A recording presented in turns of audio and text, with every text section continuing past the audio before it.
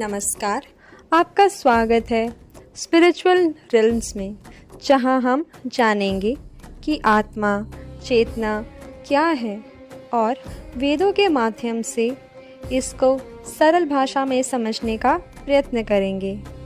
किंतु इस यात्रा पर चलने से पहले आप सबके लिए एक प्रश्न है। क्या आपने कभी सोचा है कि हम कौन हैं? यदि मैं ये कहूँ कि आप अपने आप को स्पर्श कीजिए, तो अधिक से अधिक आप अपने एक हाथ से अपने दूसरे हाथ को स्पर्श कर लेंगे, अपने पेट को स्पर्श कर लेंगे और कहेंगे कि ये मैं हूँ। परंतु ये जो हाथ है ये तो आपका है, ये जो पेट है ये आपका पेट है, परंतु ये पेट तो आप नहीं है ना। तो इसका अर्थ ये हुआ कि हम इस शरीर से अलग हैं। आयुर्वेद ग्रंथों के अनुसार मानव जीवन के मूल आधार शरीर, मन तथा आत्मा को माना है।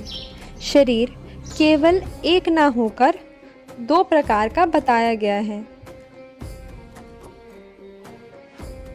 पहला होता है स्थूल शरीर, जिसको देखा जा सकता है, स्पर्श किया जा सकता है, जो कि पंच महाभूतों के समुदाय से मिलकर बनता है।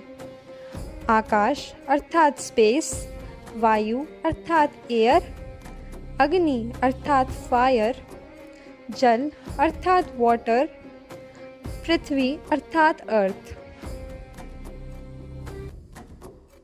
सूक्ष्म शरीर होता है जो देखा नहीं जा सकता, लेकिन ये हमारे मानसिक और भावात्मक कार्यों का आधार है, जिसमें 3 तत्व शामिल हैं।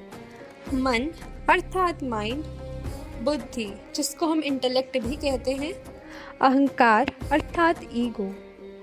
जब यह स्थूल शरीर मृत्यु को प्राप्त हो जाता है, तब यह सूक्ष्म शरीर एक भौतिक शरीर को छोड़कर दूसरे भौतिक शरीर में प्रवेश करता है उस चेतन तत्व के साथ। यह सूक्ष्म शरीर ही माध्यम है जिसमें पिछले जन्मों के संस्कार, कर्मों से जुड़े फल आदि ये सब रहते हैं।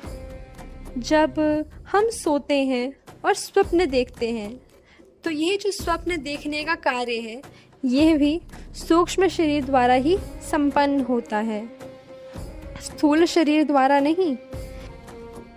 यह सूक्ष्म शरीर उस चेतन तत्व के साथ मिलकर यमलोक, स्वर्ग, नरक या पूर्व जन्म जो हम लेते हैं उसके साथ जाता है। तो इस प्रकार हम ये निष्कर्ष निकाल सकते हैं कि हम यह शरीर तो नहीं हैं। तो क्या हम मन हैं